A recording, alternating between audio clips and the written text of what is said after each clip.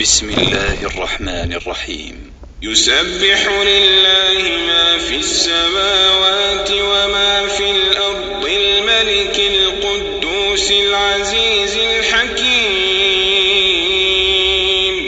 هو الذي بعث في الأميين رسولا منهم يتلو عليهم آياته ويزكيهم ويعلمهم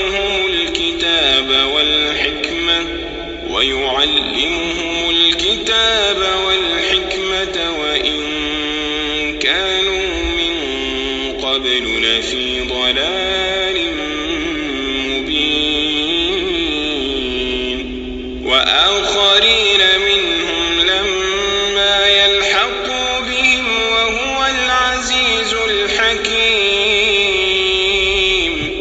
ذلك فضل الله يؤتيه من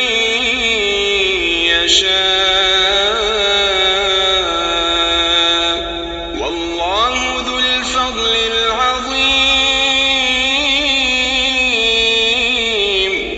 مثل الذين حملوا التوراة ثم لم يحملوها كمثل الحمار يحمل أسفارا. بئس مثل القوم الذين كذبوا بآيات الله والله لا يهدي القوم الظالمين. قل يا أيها الذين هادوا إن زعمتم أنكم أولياء لله من دون الناس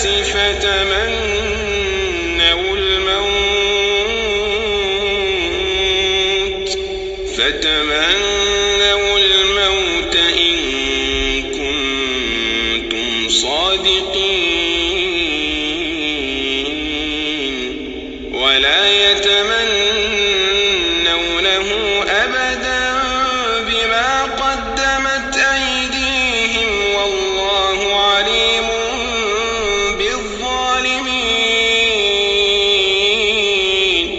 قل إن الموت الذي تفرون منه فإنه ملاقيكم ثم تردون إلى عالم الغيب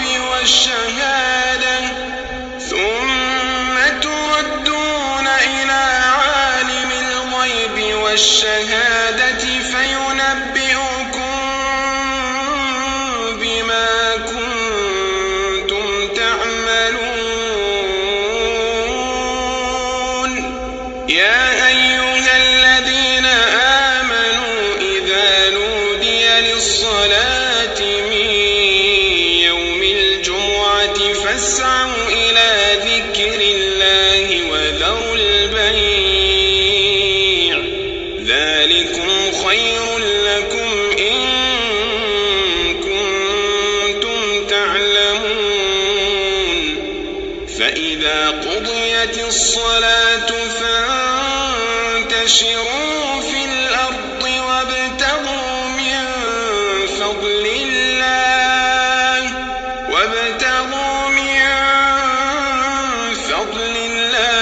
واذكروا الله كثيرا لعلكم تفلحون. وإذا رأوا تجارة أو لهوا انفضوا